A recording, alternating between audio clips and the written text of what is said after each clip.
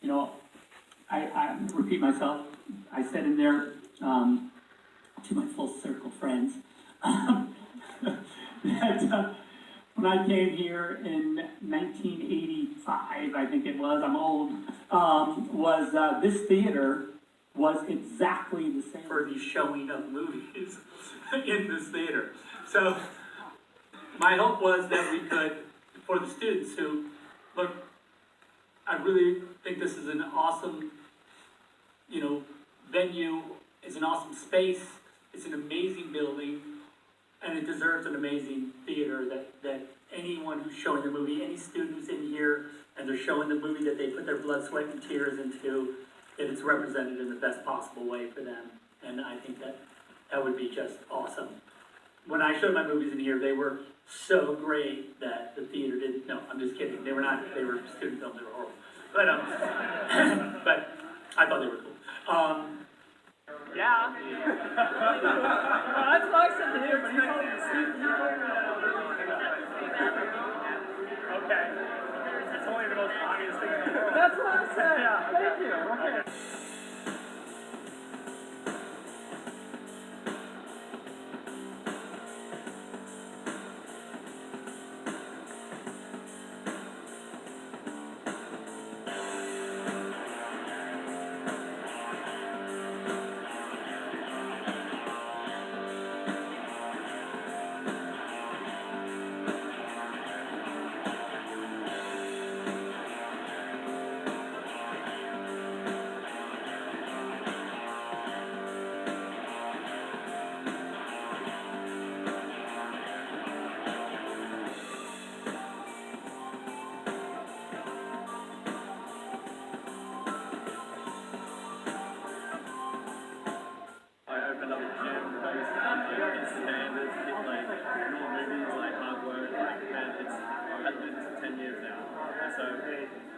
So thank you so much, man.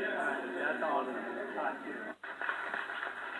I also want to say you probably have the most director's cuts out of most Hollywood directors. So congratulations on that, because that's. I don't know if that's a good thing or not. No, no. Well, you definitely fight for your visions, and that's definitely inspiring to artists who want to get out there. Definitely. So, hopefully that tradition continues on in the future.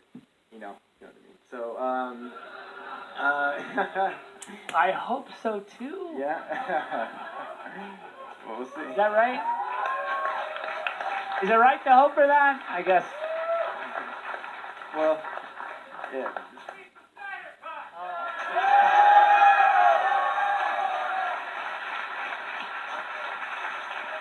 I see.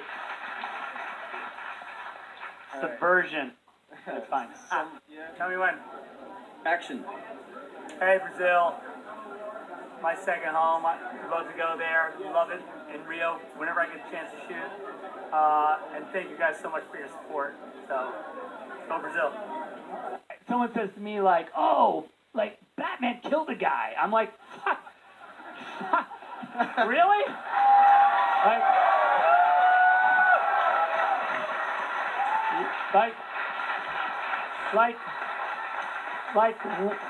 I'm like, wake the fuck up. It's like, it's like,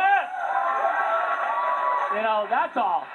So like, I guess that's what I'm saying about like, once you've like lost your virginity to this fucking movie, and then you come and say to me something about like, oh, my superhero wouldn't do that. I'm like, are you serious? Like, I'm like down the fucking road on that. You know what I mean? So, and it's a cool point of view. Look, I'm 100% fine with it. It's a cool point of view to be like, my heroes are still innocent.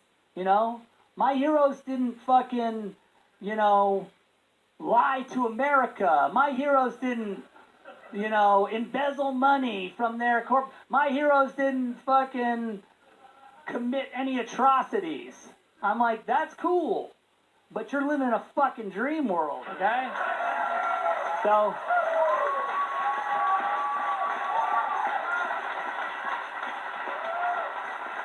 Perfect. Right. Thanks to Film Gob for that. that way inside information what happened there. As you can see, so far, not much said about the Snyder Cut. Didn't expect it to. Still keep his mouth shut. But he knows, but by the fans, the people that were there with the Superman t-shirt and I love Zack Snyder, he knows about the support, of course. But here's the thing, and read it on one of the articles I posted on Facebook, and on the DC Vigilante webpage, it makes a good point that if Zack Snyder could have easily made the Justice League his story arc. He could have easily made it BVS, Justice League Part 1, Justice League Part 2.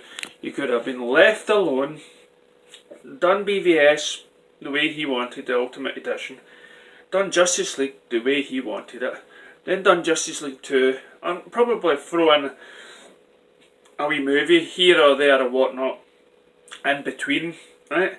And then with Shazam coming out when it was originally slated anyway, Shazam could have been this so-called soft reboot, right? He could have said, right, that's the story that Zack Snyder wanted to tell. You either like it, you hate it, you love it, but it's complete. You get to see his full vision. And by what you've heard about Justice League and Zack Snyder's vision, 10 times better. You heard the guy in the background, release the Snyder Cut. You seen the people, there were people, I mean, to have Darkseid as the main villain, sold, right? That's it. Steppenwolf, right? But to have Darkseid going to Apocalypse, what more would you want? Right? Forget about the wee Flash backstory or Cyborg backstory. The fact that the Justice League go to Apocalypse and fight Darkseid in 2 movies, you're not waiting 10 years down the line, and then once you've done that, Ben Affleck's fulfilled his role, Superman's fulfilled his role, right? He's went to the dark side, came back, and then after that it's rewind and then go in another direction. How simple and easy would that have been? How more of the fan base for DC would have been on board for that, right? Because, well, just think about it right now. We would have had the Zack Snyder vision. We would have had that. We would have had the story. And now you can look forward to this new direction that they're going in. But no, instead, we've got people campaigning, which they should be, for the Snyder Cut. People that haven't forgiven Warner Brothers. So Warner Brothers, that is your mistake. Okay? We should have got, and that's, what was it, the cinema he was talking about? People that had all these directors who had these films that they had in mind, done it in their way, you know, going to that cinema and making the movie that they wanted to make. This is what we should be doing. We should be appreciating the director's artwork, right? The artist's artwork, and not appreciating the money scheme, which is the studios, which is going to be constantly flaunting out the same stuff like Disney is doing. What's this? Dumbo? We're having, instead of Disney coming up with fresh ideas more or less, they're just rehashing it and putting live action versions every year. Money. Easy. Whereas Zack Snyder's vision of the DC would have been completely different, something new, something fresh. And now we look on DC's future, and it seems to be mingling in with what's been done before. Warner Brothers, you had your chance. You blew it. Release the Snyder Cut. Thanks, Zack Snyder. That's my truth.